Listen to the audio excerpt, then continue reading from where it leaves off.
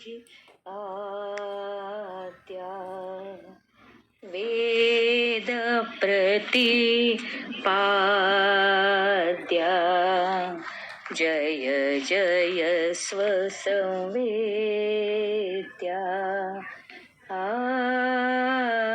आत्मरूपा. असं जे परमदेवतेला नमन करून परमदेवतेला अशा प्रकारे नमन केलंय.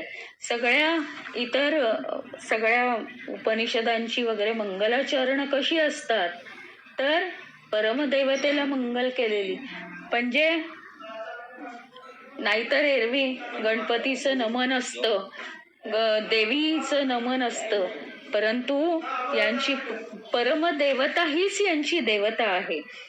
अशा मंगलचरणांनी संपूर्ण विश्वाला परमतत्वाप्रत नेणाऱ्या अनमोल अशा ज्ञानेश्वरीची ज्यांनी सुरुवात केली, अशा त्या विश्वमाऊलीच्या जीवनातला सोनियाचा दिवस म्हणजे आजचा दिवस, कार्तिक वद्य तृतीया, माऊलींचा समाधी दिवस. त्यांच्या स्मरणाने आपलं सगळं जीवन उंचावणार आहे. 18व्या अध्यायामध्ये सगळ्या अध्यायांचं सार आहे असं म्हटलं जातं, आणि तरी सुद्धा ते सार आहे. सगळी गीता आम्हाला माहितीच आहे, मग काय त्यात विशेष असं नाहीये. तर ते सार म्हणजे गोळाबेरीज नाहीये. आतापर्यंत अर्जुनाने वेगवेगळे विषय भगवंताकडून ऐकले आहेत आणि आता त्याचं सखोल मनन चिंतन चाललेलं आहे. त्याच्या मननानंतर त्यांनी श्रीकृष्णांना विचारलेले प्रश्न आहेत. अतिशय बारकाव्याने हे प्रश्न विचारलेत. आतापर्यंत जे जे विषय ऐकले त्या विषयांवर मनन करून त्यातलेच काही विषय पुन्हा पुन्हा त्यांनी विचारण्याचा प्रयत्न केलाय. पूर्णपणे विवेकी असं बनलेला आहे तो या 18व्या अध्यायामध्ये. आणि हे प्रश्न त्यांनी विचारलेत त्याच्याच प्रमाणे अतिशय सखोल त्यांनी श्रीकृष्णांनी दिलेली ही उत्तरांची सूक्ष्मता आणि त्याच्यावर कळस म्हणजे आपल्या माऊलींनी हा अतिशय उंचावलेला विषय अगदी आपल्या सामान्यांपर्यंत अतिशय लढिवाळपणे कसा पोहोचवलेला आहे हे आता ऐकण्यात खरी मजा आहे. आमचे माऊली या अध्यायांचं निरूपण, इतके 17 अध्याय आहेत, 17 अध्यायांचं इथवर निरूपण झालंय आणि माऊली अतिशय कृतकृत्य होऊन गेलेत. भगवंताबद्दल बोलता बोलता भगवत ज्ञानाविषयी निरूपण अखंड चालू आहे आणि ते अतिशय कृतार्थ झाले आहेत. आणि माऊलींची आता अवस्था अशी आहे की वसंत ऋतू समजा आलेला आहे. तुम्ही एक कल्पना करा, वसंत ऋतू आलाय, त्यामुळे साहजिकच झाडांना पालवी फुटते ना. अशा वेळी झाड पालवी फुटण्याचं थांबवू शकतात का? नवीन पालवी फुटायची थांबवणं हे काय झाडांच्या हातात आहे का? नाही ना. त्याच्याच प्रमाणे माऊली भगवत गान करता करता अतिशय उत्कंठित झाले आहेत. आनंदाने ते बहरून गेले आहेत. सूर्याने विकसित होणारी ही सूर्य विकसित कमळं जी आहेत, सूर्य उगवला तर काय ती आकुंचन पावणार आहेत?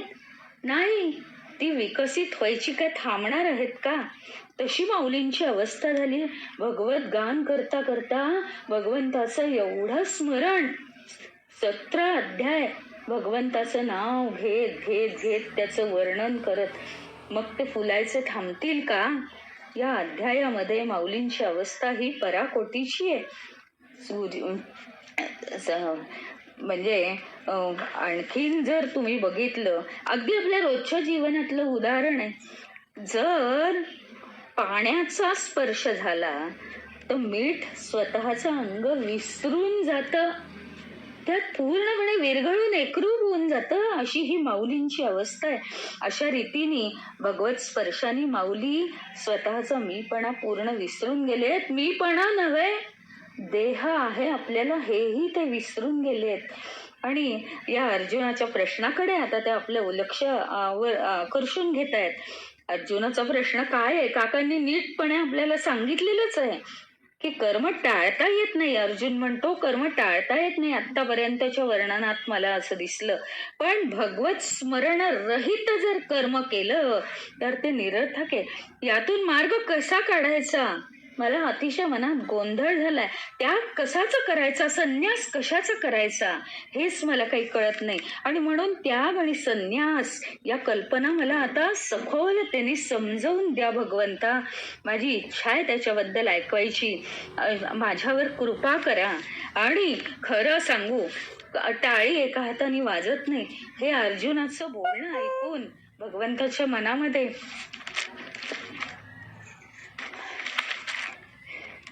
अतिशय तळमळ निर्माण होतीये.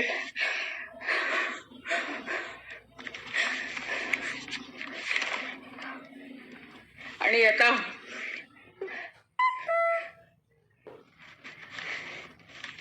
भगवंताला प्रेमाचं भरतं आलंय.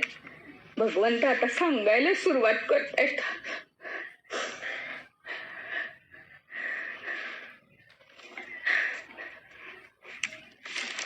अर्जुनाचा प्रश्न आहे, त्याग आणि संन्यास म्हणजे काय? भगवंत इतक्या सोप्या भाषेत आपल्याला सांगतायत की त्याग आणि संन्यास हे शब्द समान वाटतात, हे खरं आहे.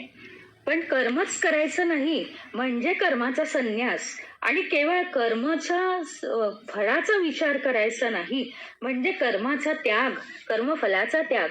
हे ठीक आहे रे, हे ढोबळ मानाने ठीक आहे. परंतु कोणत्या कर्माचं फळ टाकायचं आणि कोणतं कर्म अजिबात करायचं नाही, हे आता भगवंत सांगणार आहेत त्याला व्यवस्थित. आणि त्याच्यामध्ये माऊली, तुम्हाला माहिती आहे, नेहमीच इतकी साध्या सोप्या शब्दांची भर घालून आपल्या अगदी रोजच्या जीवनातली उदाहरणं घेऊन इतकी आपल्यावर कृपा करतात. म्हणजे एकटा अर्जुनासारखा शिष्य, त्यातून त्यातून अर्जुनासारखा शिष्य, त्यातून भगवंताचं मार्गदर्शन, आणि त्याच्यावर दुधात साखर म्हणजे माऊलींचं वर्णन. त्याच्यासाठी भगवंतच व्हावं लागलेलं आहे माऊलींना.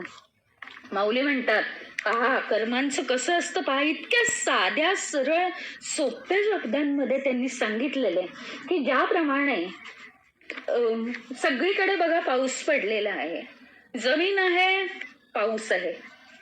पाऊस पडलं की काय होतं? जमीन ओली, लगेच ती काय होते? हिरवीगार करून टाकते. हे जमिनीचं गुणधर्म. पावसाचा गुणधर्म पीक वाढवणं. मग जमीन आहे आणि पाऊस आहे. पण आता काय होतं? गवत किंवा काय झालं? पाऊस येण्यापूर्वी शेतकरी काय करतात तर शेतामध्ये हे करतात, धान्य पेरतात. जे धान्य पेरतील ते उगवेल. माऊलींचं आपल्याला माहिती आहे, पेरीले ते उगवते. धान्य पेरतात, विशेष धान्य यावं या इच्छेने, या अपेक्षेने ते धान्य पेरतात. आता जिथे शेताची जमीन आहे, बागांची जमीन आहे, तिथे ते त्या गोष्टी पेरल्या जातात. इतर ठिकाणी नाही पेरलं जात, पण तिथेही जमीन आहे. पावसाचा गुणधर्म पाऊस दाखवणार, जमिनीचा गुणधर्म जमीन दाखवणार. मग त्याप्रमाणे जमिनीवर ज्या ठिकाणी विशेष पेरणी नाहीये तिथे गवत, जंगली वनस्पती उगवतात ना, निरुपयोगी झाडं उगवतात. आपोआप उगवतात. ती का सांगून उगवतात? ती का पेरावी लागतात? पण सुंदर फुलांचा किंवा फळांची बाग किंवा भाताचं पीक लावायचं, भाताचं शेत निर्माण करायचं असेल, एखाद्या धान्याचं शेत निर्माण करायचं असेल तर ते पेरावं लागतं. आणि नुसतंच पेरून चालत नाही, तर ती जमिनीची मशागत सुद्धा नीट करावी लागते. त्याच्याशिवाय ते भरभरून धान्य येत नाही. तसं नित्य आणि नैमित्तिक कर्म आहेत. नित्य आणि नैमित्तिक कर्म हे गवत आणि निरुपयोगी झाडांप्रमाणे आहेत. अनेक जन्मांच्या इच्छांचं हे रान आहे, रान. ती आपसूक निर्माण होतात. नित्य आणि नैमित्तिक कर्मांमध्ये तुम्हाला काही करावं लागत नाही. ही कर्म इच्छा न करता, ही कर्म जी आहेत ही इच्छा न करता जन्माबरोबर निर्माण झालेली आहेत. देहाचे अवयव असतात, हे साहजिक आहेत ना आपल्याला. देहाचे अवयव का बाहेरून लावावे लागलेत? पण त्यावर सजवण्यासाठी दागिनं मुद्दाम चढवावी लागतात ना. त्याप्रमाणे जमिनीची मशागत करावी लागते ना. त्याप्रमाणे या मानवी जीवनामध्ये अलंकृत होण्यासाठी, कर्मांनी आपण अलंकृत होण्यासाठी काहीतरी विशेष कर्म सुद्धा करावी लागतात. काहीतरी विशेष कर्म सुद्धा आपल्याला करावी लागतात. आणि ती कोणती आहेत हे सगळं आपल्याला पाहायचंय. आपण आता मूळ त्याचा मुद्दा समजावून घेऊ. नित्य आणि नैमित्तिक कर्म ही करायची, कारण ती सहज होतात, करावी लागत नाहीत. ती नित्य कर्म म्हणजे काय, त्यांच्या नित्य आणि नैमित्तिक कर्मांच्या त्यागाचा प्रश्नच येत नाही कुठे. ती होतच राहतात. तुम्ही आम्ही कोणीही त्याचा त्याग करू शकत नाही. नित्य कर्म काय, रोजची कर्म आहेत ना, ती दैनंदिन कर्म, ज्याच्यासाठी जे कर्म, कोणाला ऑफिसला जायचं पैसे कमवायचे, कोणाला स्वयंपाक करायचा, कोणाला घर बघायचं, कोणाला पोराबाळांची काळजी घ्यायची आहे, कोणाला नातवंडांची काळजी घ्यायची, ही झाली नित्य कर्म. नैमित्तिक कर्म ही माहिती आहेत आपल्याला, कुठे वास्तुशांत आहे, कुठे लग्न म्हणजे समारंभ आहेत, कुठे काही आहे, कुठे समाजाचं आपण बांधिलकी आहोत, कुठे काय आहे, ही नैमित्तिक कर्म. म्हणजे ती सगळी आपल्याला बांधून आहेत, ती करावीच लागतात. आता तिसऱ्या प्रकारची कर्म आहेत ती काम्य कर्म आहेत. काम्य कर्म ही काम्य ह्याचा अर्थच कामनेनी निर्माण झालेली कर्म, म्हणजे त्याच्यामागे कोणती तरी विशेष इच्छा आपल्याला करावी लागते. सामान्य विधान करायचं झालं तर काम्य कर्मांचा त्याग करायला पाहिजे. पण इथे सुद्धा गडबड होते. काम्य कर्मांचा त्याग करा म्हटलं तर काय आहे माहिती का, इच्छेतून निर्माण झालेली कर्म. इच्छेतून निर्माण होणं म्हणजे काय, इच्छा काय सगळ्या वाईटच थोडी आहेत. चांगली पण इच्छा आहे आणि वाईट पण इच्छा आहे. दोन प्रकारची इच्छा आहे. एक इच्छा स्वार्थी इच्छा, त्यातून निर्माण झालेली कर्म, आणि दुसरी इच्छा निस्वार्थी इच्छा. आता चांगली आणि वाईट का म्हटलं नाही, प्रत्येकाच्या दृष्टीने चांगलं वेगळं आणि वाईट वेगळं, पण स्वार्थ आणि निस्वार्थ यात एकच भाव निर्माण होतो. स्वार्थ म्हणजे स्वतःसाठी, स्वतःच्या वृत्तीसाठी, स्वतःसाठी केलेली कर्म ही स्वार्थ कर्म आहेत. मग स्वार्थ कर्म कोणती, कोणत्याही मार्गाने आपण जी करतो ती स्वार्थ कर्म. मग हे स्वार्थ कर्म करायची नाहीत आणि निस्वार्थी इच्छा ज्याच्यामध्ये आहे ती कर्म करायची. म्हणजे काय तर चोरी, खोटेपणा, दुसऱ्याचं वाईट करणं, दुसऱ्याचं वाईट चिंतणं, किंवा आपलं नाव मोठं होण्यासाठी एखादी इमारत बांधणं, त्याला आपलं नाव देणं, हे सगळे स्वार्थी इच्छेतून निर्माण झालेली काम्य कर्म आहेत. एखादं हॉस्पिटल बांधणं, गरिबांना मदत, ही थोडीशी उदाहरणं आहेत, पण अशा अनेक गोष्टी आहेत आपल्याला माहिती. अंधशाळेला मदत करणं, नंतर अपंगांना मदत करणं, ही सगळी निस्वार्थ भावनेतून निर्माण झालेली कर्म आहेत. त्यातनं आपल्याला परत काहीही नकोय, बस फक्त समाजातल्या एका घटकाचं जीवन उंचावावं, बस हीच इच्छा आहे. म्हणजे निस्वार्थ कामनेनी केलेली कर्म चालतील. इथे हा मुद्दा भगवंतांनी मांडलेला आहे. मग आता ही जरी निस्वार्थ कर्म असली तरी तुम्ही म्हणाल की ह्याच्या मागे इच्छा आहेच ना, मग त्यामागे इच्छा जर आहेच तर कर्माचा त्याग करावा का. पण इतक्या लढिवाळपणे म्हणजे आपल्याला समजेल अशा भाषेमध्ये माऊली सांगतायत की ज्याप्रमाणे बघा, कर्ज फेडल्याशिवाय त्याच्यापासून सुटका होईल का. कर्ज न फेडता एखादं कर्ज काढलंय आणि ते द्यायचंच नाही, मी मोकळं झालो म्हणायचं, अजून ते मागे लागेल असं होणारच नाही ना. त्याच्याप्रमाणे कर्म जर इच्छापूर्तीसाठी करणार असाल, इच्छापूर्तीसाठी, आता इथे स्वार्थ इच्छा निस्वार्थ इच्छा हा मुद्दा संपलाय. निस्वार्थ इच्छेतून झालेलं मन कर्म सुद्धा जर तुम्ही तुमच्या इच्छापूर्तीसाठी करणार असाल तर तिथे गडबड झाली. कारण ज्याप्रमाणे आपण कर्ज घेतलं असेल तर ते फेडल्याशिवाय त्यातनं मुक्त होत नाही. त्याप्रमाणे एखादं कर्म त्याच्या मागे फळाची इच्छा ठेवली असेल एवढं सगळं करून सुद्धा मग अपंगांचं भलं व्हावं म्हणून मी केलं, आता त्यांचं भलं होतंय बरं का, मला आता लोक चांगलं म्हणतील. म्हणजे तिथे तर ती इच्छा असेल तर ते भोगावंच लागणार आहे तुम्हाला, चांगलं किंवा वाईट. म्हणजे त्या अपंगांच्या जीवनात जे जे प्रसंग येतील, चांगले किंवा वाईट, त्याचं इनडायरेक्टली आपल्याला भोगावं लागतं. माऊलींनी शुद्ध शास्त्र सांगितलेलं इथे की जर इच्छापूर्तीसाठी कर्म केलं तर त्याच्या फळाच्या भोगाला भोगूनच ते फेडावं लागतं आपल्याला. त्यामुळे आता दुसरा मुद्दा आला की फलेच्छा न करता काम्य कर्म घडलं तर कर्म त्याज्य नाही. म्हणजे स्वार्थ की निस्वार्थ, पहिला मुद्दा नित्यनैमित्तिक कर्म त्यागायची नाहीयेत. दुसरा मुद्दा काम्य कर्माचा त्याग करायचा का, या विचारामध्ये भगवंत सांगतात की काम्य कर्मांमध्ये निस्वार्थ कर्म करायची आहेत. आता त्याच्या पुढचा तिसरा मुद्दा म्हणजे निस्वार्थ कर्म ही कशी करायची आहेत, विशेष करून फळाची इच्छा न ठेवता करायची आहेत. कारण एक अगदी सिद्धांत सांगून टाकलाय की ज्याचं फळाची इच्छा करतो त्याच्या बंधनात आपण अडकतो. म्हणजे ते फळ भोगूनच आपल्याला फेडावं लागतं. म्हणून फलेच्छा न करता काम्य कर्म करायचं ते त्याज्य नाही.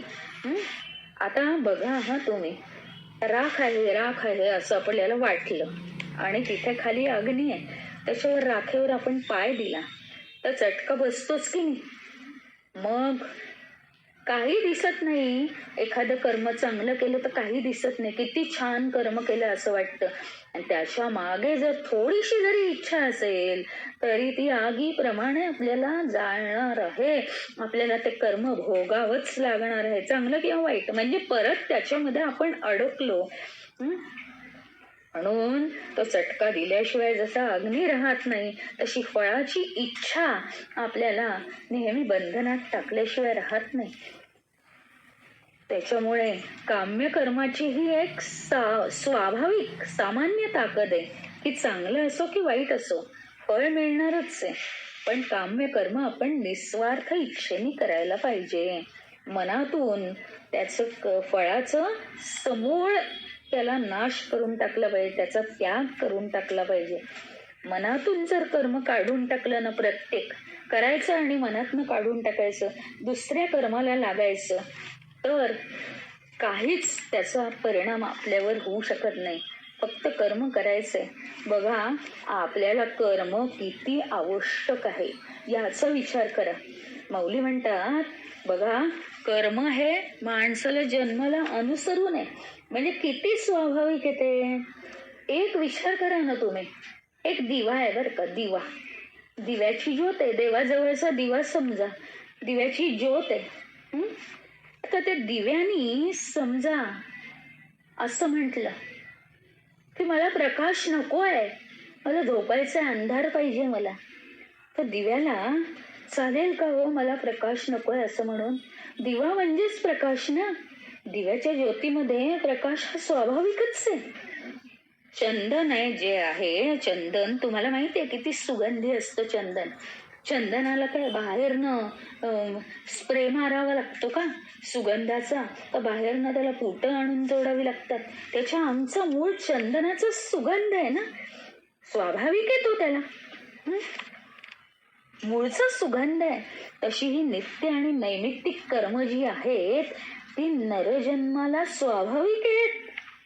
ती कर्म आपल्या जीवनाचे अधिकारी आहेत, अधिकार आहे त्यांचा आपल्यावर की तुला जन्म आहे आणि तू कर्म ही केलीच पाहिजेत. अशी नित्य आणि नैमित्तिक कर्म पण ती आपल्या जीवनात खूप महत्वाचा रोल करतात. मन शुद्ध असेल तर आपल्या जीवनाला उत्तुंगता येते हे आपल्याला माहिती आहे. मन शुद्ध असलं तरच आपलं जीवन उच्च होतं. आणि हे मनाचं शुद्धीकरण तुम्हाला माहिती आहे, आश्चर्य वाटेल, कर्मांनीच मनाचं शुद्धीकरण होतं. पण त्याच्यात काय हवं काय नको हेही आता पुढे माऊली सांगत चाललेले आहेत की कर्म करत असताना कर्माविषयीचे फक्त विचार मनात जेव्हा राहतात तेव्हा अतिशय सहजपणे मन शुद्ध राहून आपण कर्म करत असतो आणि अशुद्ध विचारांना थाराच राहत नाही. कर्मामध्ये अडकल्यावर कर्माचेच विचार आपण फक्त करतोय. त्याच्यामुळे मनाची शुद्धी होते. आणि मग कोणत्या कर्मांचा त्याग करायचा, कोणत्या कर्माचा त्याग करायचा नाही असा प्रश्न येतो. यज्ञ दान तप ही कर्म त्याज्य नाहीयेत, कारण ही कर्म फळाची इच्छा टाकून केली जातात. तर यज्ञ दान तप ही नेहमी फळाची इच्छा त्यागूनच केली जातात. त्याच्यामुळे मन शुद्ध होतं. आणि तुम्ही एक लक्षात घ्या की किनाऱ्यावर म्हणजे एखादा चाललाय, बोटीनी चाललेला आहे तो, आणि बोटीनी जात असताना, नावेनी तो जात असताना किनाऱ्याला बोट न लागता जर तो मध्येच उतरला, त्यांनी नाव सोडून दिली, त्यांनी नावेचा त्याग केला, तर चालेल का? नाही ना. आत्मज्ञानाचा विचार आपला पक्का होणं हा किनारा आहे जीवनाचा. आणि ही कर्म ही तोपर्यंत कर्मांची नाव आहे. त्या कर्मांच्या नावेत बसूनच आपल्याला किनाऱ्याला लागायचंय पलीकडच्या. तो किनारा म्हणजे काय? आत्मज्ञानाचा पक्का विचार होणार, आणि मगच आपण पुढे जाणार आहोत. कर्माचरण आता एक उदाहरण घ्या ना तुम्ही. एक रनिंग करणारा असतो किंवा रनिंग रेस असते, त्याच्यामध्ये सगळे खेळाडू पळत असतात आणि त्यांना एक ठराविक डेस्टिनेशन असतं, तिथं पोहोचायचं असतं त्यांना, इतक्या वेळात पोहोचायचं. अतिशय त्यांचा वेग पळण्याचा वाढतो बरं का. आणि वाढल्यानंतर ते जेव्हा तिथे पोहोचतायत त्यावेळी काय होतं, तिथे पोहोचल्यानंतर की ते अतिशय दमलेले असतात आणि थांबतात, विसावा घेतात आणि तिथे पोहोचल्याचा आनंद पण असतो. त्याप्रमाणे काय आहे की आपला जो कर्म आचरण्याचा जन्मभर ही जी कर्म चालली आहेत आपली, ही कर्म आचरण्याचा हा जो वेग आहे तोच आपल्याला शेवटी नैष्कर्म्य स्थितीला पोहोचवतो, म्हणजेच आत्मज्ञानाच्या ठिकाणावर तो पोहोचवतो. कारण काय? कर्म करून करून करून करून आपण त्या ठिकाणी पोहोचणार आहोत आणि मगच आपल्याला आत्मज्ञान होऊ शकणार आहे. मग कर्म आपल्याला कशी वाचवतात ते बघा आता. की आपण म्हणजे इतकं माऊलींनी आपल्या मनावर हे बिंबवलेलं आहे की कर्म करायची, पण किती क्लॅरिटी आपल्यामध्ये केलेली आहे बघा. आपण जर आपल्याला एखाद्याला बरं नसलं की काय करायचं? डॉक्टर ते प्रिस्क्रिप्शन लिहून देतात, औषधं आणतो, पण आपण औषधं वेळेवर घेतो सुद्धा. औषध घेण्याचा नियम आहे ना, तो नियम आहे दिवसातनं 3 वेळा हे औषध घ्यायचं, दिवसातनं 2 वेळा हे औषध घ्यायचं. असं जो नियम आहे ना औषध घेण्याचा, तो औषध घेण्याचा नियम जर रोज पाळला तरच आपला रोग बरा होतो ना तितक्या दिवसात, आणि आपल्याला बरं वाटतं. आपण म्हणतो मग डॉक्टर चांगले आहेत किंवा मला लवकर बरं वाटलं, असं होतं. पण तो नियम आपण पाळलेला आहे औषध घेण्याचा, तसं योग्य हातोटीने आता भगवंतांनी सांगितलंय कोणती कर्म कशी करावीत, कोणत्या कर्मांचा त्याग करता येणार नाही किंवा त्याग न करता कर्म कशी करायची, फळाचा त्याग करून कर्म करायचे. ह्या सगळ्या हातोटीने जर आपण आस्थापूर्वक कर्म केली तर, आणखीन ईश्वर सेवा म्हणून ही कर्म केली तर काय होतं? आपल्यातले रजतम गुण नाहीसे होतात आणि अंतःकरणाची शुद्धी होते.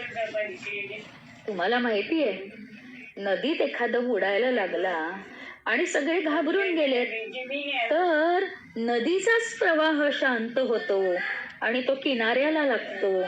नदीनेच धावून त्याचं रक्षण करावं. किंवा एखाद्या माणसाला जर मृत्यू येणार असं ठरलं किंवा त्याला वाटलं की आता आपल्याला मृत्यू येणार आहे आणि मृत्यूनीच येऊन आयुष्य त्याचं वाढवून द्यावं, मृत्यूनीच स्वतः येऊन आयुष्य वाढवून द्यावं. किंवा विष जे असतं, ते विष औषधांच्या रूपात, रसायनांच्या रूपात घेतलं तर ज्या विषाने मनुष्य मरतो त्याचं रूप बदललं तर काय होतं? तो मनुष्य वाचतो ना. त्याप्रमाणे हे कर्म आपण आतापर्यंत सगळ्या थिअरीमध्ये वाचलं की हे कर्म मानवाला बंधनात टाकतं. पण मानवाला बंधनात टाकणारं हे विषप्रत कर्म जरी असलं तरी हे कर्मच नियमानुसार नैष्कर्म्य भावाने केलं तर मानवाला मुमुक्षुत्व प्राप्त करून देतं. कर्म वाईट नाहीयेत. कर्म करण्याची पद्धत, कर्म करण्याचा हेतू हा आपल्याला बंधनात टाकतो.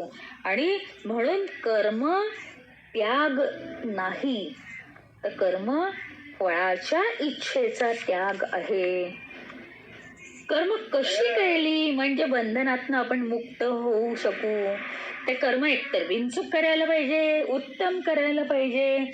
कर्मामध्ये आपला कर्तेपणाचा भाव नको, म्हणजेच अहंकार नको. फळाच्या प्राप्तीकडे आपल्या इच्छेला वळू देता कामा नाही. त्याच्याच प्रमाणे काय केलं पाहिजे, फक्त कर्म करून संपवायची आहेत. हेच बघा तुम्ही, आपण जर बघितलं तर गुरं राखतो. तर गुरं राखतो तेव्हा असं बघतो का, ही गाय आहे का, मग ही चांगली आहे, बाकीची गुरं राहू दे, हिला आपण राखूया नीट, किंवा या गायी दुभत्यात यांनाच आपण राखायचं, असं करतो का तो? नाही. तो सरसकट सगळ्या गुरांची काळजी घेतो, सगळ्या गुरांना तो पालन करतो, गुरांना तो चरायला नेतो, कोणताही लोभ तो त्याच्यात ठेवत नाही. तुम्हाला एक उदाहरण अगदी चपखल वाटेल, आणि ते म्हणजे काय माहिती का, की कॅशियर, बँकेतला कॅशियर दिवसभर नोटा मोजतो, आलेल्या नोटा, किंवा पेमेंट करायचंय देतो, मोजतो. तो किती तरी लाखो करोडोच्या नोटा दिवसभर कॅशियर मोजत असतो बँकेमध्ये. पण एकदा तरी, एका तरी नोटेबद्दल त्याला आस्था, प्रेम, माझेपणा वाटतो का? आणि या कॅशियर कडे बघून अंगावर काटा येतो माझ्या मनात, की कसा तो ते करत असेल. हे जे आहे ना, हा आहे सिद्धांत. सगळी कर्म हातून करायची आहेत, पण ती परमेश्वराची आहेत, आपलं यात काहीच नाही. कॅशियर कडे हे अगदी शिकण्यासारखं आहे. एकही नोट त्यातली त्याला स्वतःची वाटत नाही, किंवा मनात एक कणही त्याचा विचार नसतो की हे एवढे पैसे मी रोज हाताळतो म्हणून मला मिळाले तर चालेल, असा विचार येतच नाही कधी. हे एक फार मोठं कॅशियरची भूमिका सगळ्यात महत्वाची.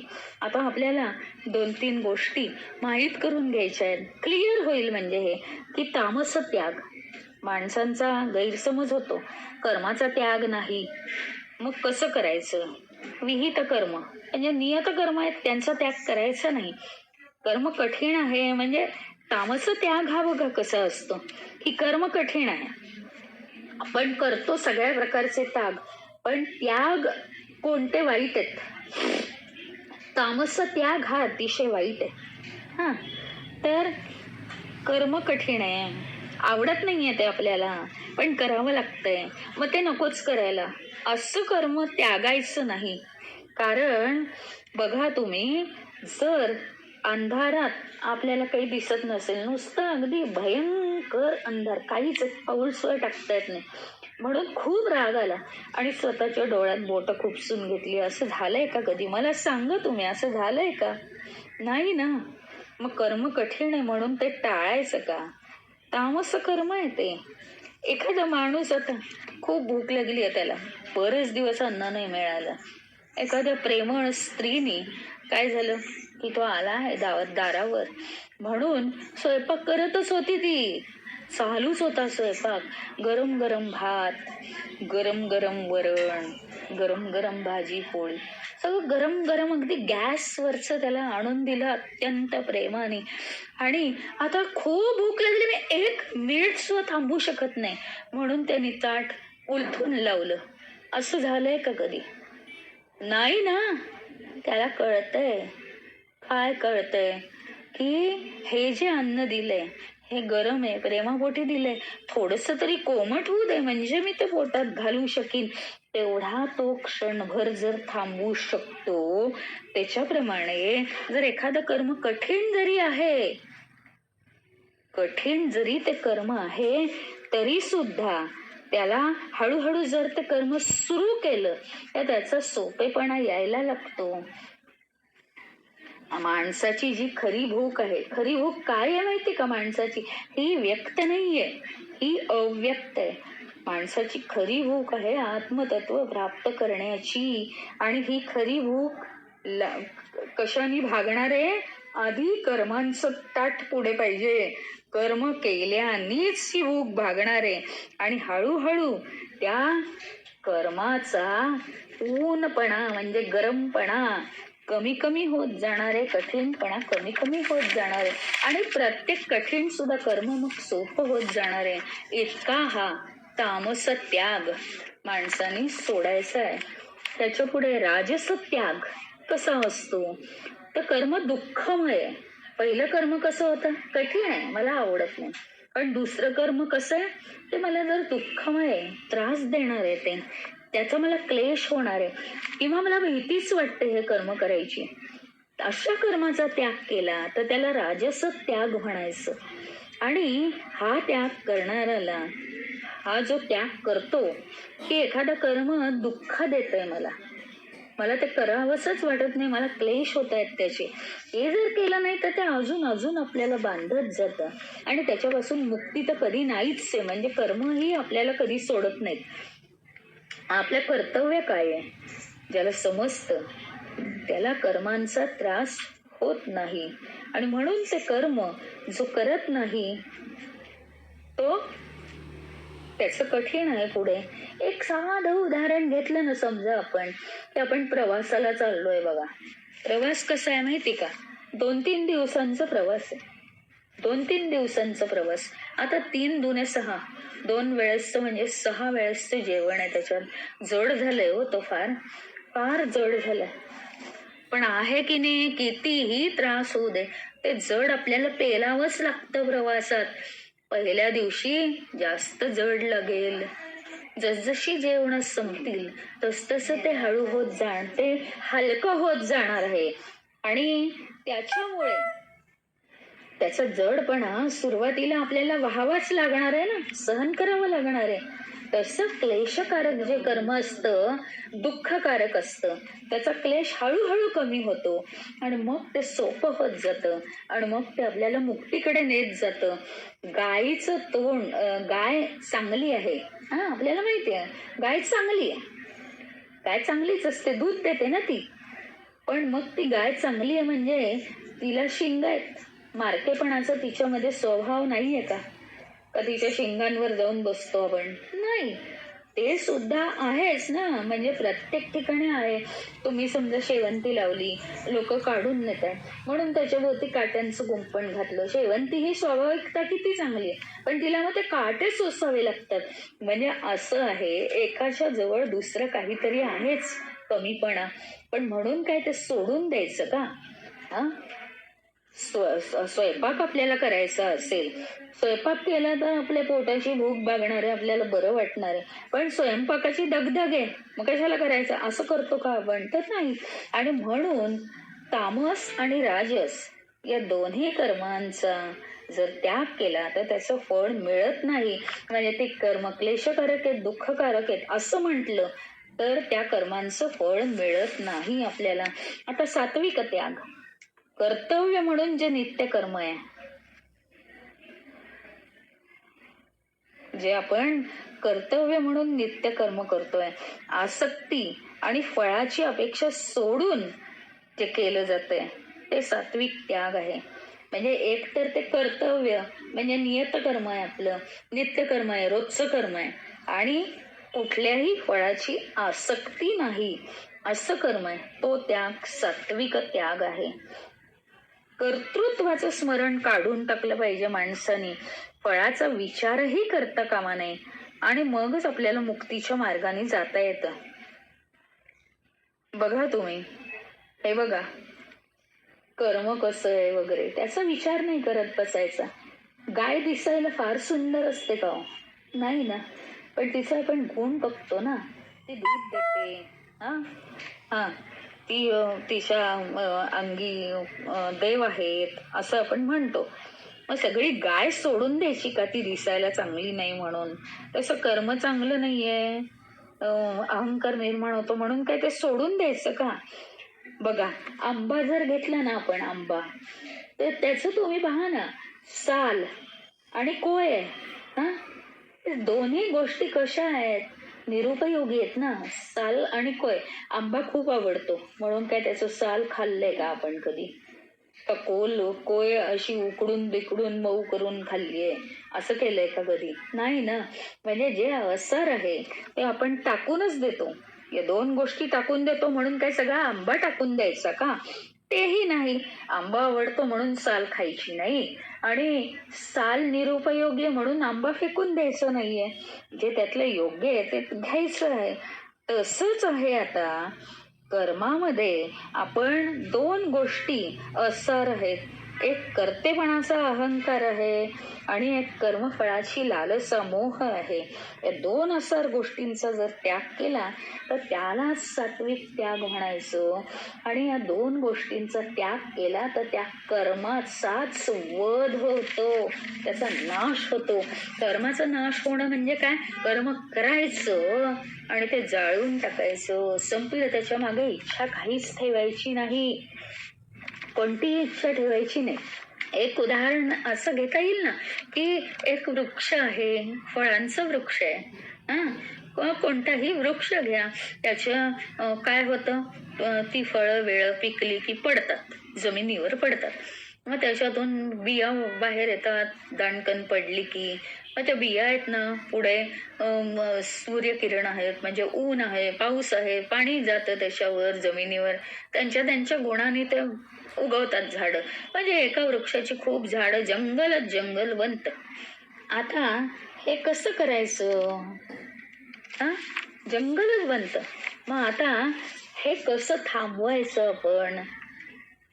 जर त्याचं बीजच जाळून टाकलं, सगळं बीज जाळून टाकलं,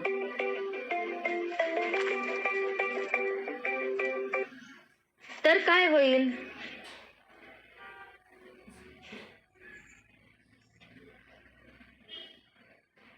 सगळं आपण बीज जाळून टाकलं तर काय होईल? झाड निर्वंश होऊन जाईल ना. झाड निर्वंश होईल. परिसाला लोखंड लागलं रे लागलं की त्या लोखंडाचा गंज आणि त्याचा काळेपणा सगळा निघून जातो. त्याप्रमाणे आपल्या कर्मांनी आपल्या चित्तावरचे रजोगुण तमोगुण निघून जातात. सात्विक त्याग केला तर नाहीसे होतात. सत्वगुणामुळे हळूहळू आत्मज्ञानाचा डोळा उघडतो तिसरा. आणि बघा तुम्ही, दिवसा खरोखरीच असं होतं की अनेक आपल्या डोळ्यासमोरचे भास निघून जातात. दिवसा सूर्य असतो दिवसभर. वाळवंटात आपण आहोत. वाळवंट म्हणजे जीवनाचंच वाळवंट आहे. जीवन यालाच वाळवंट म्हणायचं. सुख दुःख सुख दुःख सुख दुःख, संपूर्ण. कुठे तहान कुठे भागतच नाहीये, इतकं ऊन आहे, रणरणत ऊन आहे. दिवसा ठाई ठाई सगळीकडे. आमच्या मनात ती पाण्याची तहान आहे, तृष्णा आहे, आणि ती भागत नाही म्हणून आम्हाला ठाई ठाई वाळवंट दिसतात. सगळीकडे वाळवंट आहे. वाळवंट म्हणते, सगळीकडे काय दिसतं आहे आम्हाला? मृगजळ दिसत आहे वाळवंटामध्ये. सगळीकडे जमीन तापलेली आणि ती चमकते. कशामुळे? सूर्याच्या उष्णतेमुळे. अहो, त्याच वाळवंटात संध्याकाळ झालीये, सूर्य निघून गेलेला आहे आणि शांत वातावरण निर्माण झालेलं आहे. ठाई ठाई भासणार हे मृगजळ आता आहे कुठे? कुठेही मृगजळ नाही. कुठेही मृगजळ नाही. संपूर्ण या विश्वामध्ये हे जे विश्वाभास पसरलेला आहे, विश्वाभासच आहे तो. आभास सगळा नाहीसा व्हायला लागतो. आणि म्हणून अशुभ कर्मांचा द्वेष करू नये आणि शुभ कर्मांची आपण आसक्ती ठेवता कामा नये. ज्या त्यागामध्ये कर्म आणि कर्ता यांचं द्वैत आहे, हे सगळं निघून गेलं पाहिजे. कर्म आणि कर्ता नको आहे. हे कर्म आहे आणि हे कोणी केलंय तर मी केलंय हे नकोच आहे. तो भेद पुसून जायला पाहिजे. हा सात्विक त्याग आहे. मला एक सांगा ना तुम्ही, कर्माचा माणसाने बारकाव्याने विचार करायला पाहिजे. माठाला मातीचा कंटाळा येईल का हो कधी? माठाला मातीचा कंटाळा आला तर माठ बनेल का? माती नकोय मला, माठ बनेल? नाही बनणार. अग्नीला उष्णता नकोय. अग्नी म्हणतो मी उष्णता टाकून देतो, तर तो अग्नी होईल का? थंड अग्नी असतो का कधी? हा, दिवा कधी प्रकाशाचा द्वेष करेल का? एक साधी रोजची गोष्ट घ्या ना तुम्ही. आपण सगळं भाजीमध्ये घालतो ना, हिंग असतो बघा, उग्रवास असतो ना. हिंगाने चव चांगली येते हा विषय वेगळा, पण हिंगाचा आपण वास घेतला तर तो इतका उग्रवास आहे. त्याला कोणता सेंट मारायचा ते हिंगाला, आणि सेंट मारून तो हिंग सेंटेड होईल का? हिंगाला मला हा उग्रवास नको असं म्हणून हिंगाला चालणार आहे का? त्याच्या उग्रपणामुळेच तर पदार्थाला चव येते. ओलेपणा नको आहे पाण्याला म्हणून चालेल का? पाणी हे ओलच असणार ना. विचार करा ना तुम्ही. माणसाचं जीवन हे कर्माशिवाय राहील का? ओलेपणाशिवाय पाण्याचं अस्तित्व नाही. शरीराच्या आकाराने जो नरदेह व्यवहार करतोय शरीराचा आकार घेऊन, लक्षात घ्या, त्याला कर्मत्यागाचं वेड जर निर्माण झालं तर काही उपयोगाच आहे का? अहो, देह म्हणजे देहाचं कारणच कर्म आहे. कर्म आहे म्हणून देह आहे. ओलेपणा हा जसा पाण्याचा धर्म आहे, तसा कर्मपणा हा मानवी देहाचा धर्म आहे. विहित कर्म केलं पाहिजे. एक टाळून दुसरं कर्म नाही करता येत. विहित कर्म म्हणजे मला ते दुसऱ्याचं आवडतं, त्या आर्किटेक्ट व्हायला मला आवडतं, नाही चालत असं. मला जे व्हायचंय ते मी झालेलो आहे, असं नाही दुसऱ्याचं आपल्या अंगाला चिकटवता येत. त्याच्यामुळे दुसऱ्याची कॉपी कधीही करता येत नाही. जे माझं मला आहे ते भरपूर आहे. आता तुम्ही एक सांगा, चुकून आपल्या कपाळाला आरशात बघता बघता इकडे तिकडे वाकडं कुंकू लागलं तर 4 वेळा वाकडं लागलं तर आपण ते पुसू आणि छान गोल करायचा प्रयत्न करू आणि सुंदर दिसू आपण. पण आता समजा तुम्हाला कुंकवाच्या जागेवर जन्मखूण असेल आणि ती थोडीशी वाकडी असेल. आता हे करता येईल का? पुसता येईल का हो कधी? ते जर पुसायचं असेल तर दुसरं कपाळ आणून लावलं पाहिजे इथे. मग हे शक्य आहे का? म्हणजे जसं कपाळ म्हणजे आपलं नशीब हे कधी पुसता येत नाही, वेगळं करता येत नाही. त्याचे हे मूळचे डाग कधी सरळ करता येत नाही. तर ही कर्म जी आपल्या ठाई आहेत ती कशी पुसणार? दुसरं काही आणून आपल्याला चिकटवता येत नाही. विहित कर्म आपली, विहित कर्म म्हणजे नियत कर्म जी घालून दिलेले आपल्या जन्माबरोबर, ती कर्म आपल्याला कधीही बदलता येत नाही. शरीराच्या रूपाने कर्मच अवतरलेलं आहे. हे शरीर म्हणजे हे कर्मच आहे, फक्त ते शरीराचा आकार आहे त्याला.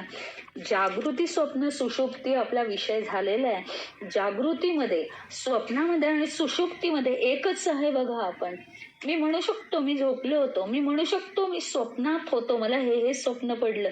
हे कशामुळे? तर एक श्वास चालू आहे ना आपला, अखंडितपणे श्वास चालू आहे, त्याच्यामुळे या तिन्ही अवस्थेत आपल्याला कळतं त्याच्याच सारखं सेम आहे. हे एक जन्म दिसतोय म्हणजे आपण जिवंत आहोत, मग तो मृत्यू होतोय आणि पुन्हा दुसरा जन्म येतोय. ह्या सगळ्या अवस्थांमध्ये जन्म मृत्यू सगळ्या अवस्थांमध्ये ती कर्माचं गाठोड एकच आहे, सेम आहे. ते कुठे कधी कसं संपवायचं हे आपलं आपण पाहायचंय. मनुष्य जन्म आल्यानंतर आपल्याला ते भान असतं आणि ह्या तर अभ्यास करणाऱ्या सगळ्यांना असतं. तुमची जन्माची अवस्था असू दे, मृत्यूची अवस्था असू दे, परत जन्म परत मृत्यू, कितीही झालं तरी दोन्ही अवस्थांमध्ये कर्म हे जागृत आहे, चित्ताच्या रूपात, वासनांच्या रूपात. त्याच्यामुळे त्यातून कधी सुटका नाही. तर आहे ती कर्म, नियत कर्म संपायला हवी. आणि कर्माचा त्याग या जगामध्ये केवळ एका प्रकारे करू शकतो आपण. कर्म करताना त्याची फलाशा आपल्या फलाशीच्या ताब्यात जायचं नाही. आणि म्हणून ती आता ईश्वराला समर्पित करायची आहेत. आणि मग ती ईश्वराला समर्पित केल्यानंतर ईश्वर आपल्याला जो प्रसाद देतो तो आपण ग्रहण करायचा आहे. आणि त्या आत्मज्ञानाने काय होतं, आपलं अज्ञान आणि कर्म सुद्धा दोन्हीही नाश पावतात. आणि म्हणूनच आज मला माऊलींना म्हणावं असं वाटतं, माऊलींच्या चरणी आज ही प्रार्थना करावीशी वाटते की एक वार यावे तुम्ही अवतार घेऊन या, दान पसाव मागितला ईश्वरही झाला कबूल, तयासी जाहली शतकानुशतके वाट आतुरते पाहतसे, परिणा खळांची व्यंकटी सांडली सत्कर्म नाही वाढली रती, दुरित तिमिर ना नष्ट समूळ, नाही उगवला स्वधर्म सूर्य, तयासाठी तरी पुन्हा अवतरावे त्वरित, तया बरोबरी अवतरतील संत समुदाय, आणि शीतल तो सूर्य भेटे लोका, वाट मी पाहत आहे देवा, वाट मी पाहत आहे देवा. ज्ञानेश्वर माऊली भगवान की जय. ओम पूर्णमद पूर्णमिदं पूर्णात् पूर्णमुदच्यते पूर्णस्य पूर्णमादाय पूर्णमेवावशिष्यते. ओम शांती शांती शांती. हरि ओम. श्री गुरुभ्यो नमः. हरि ओम.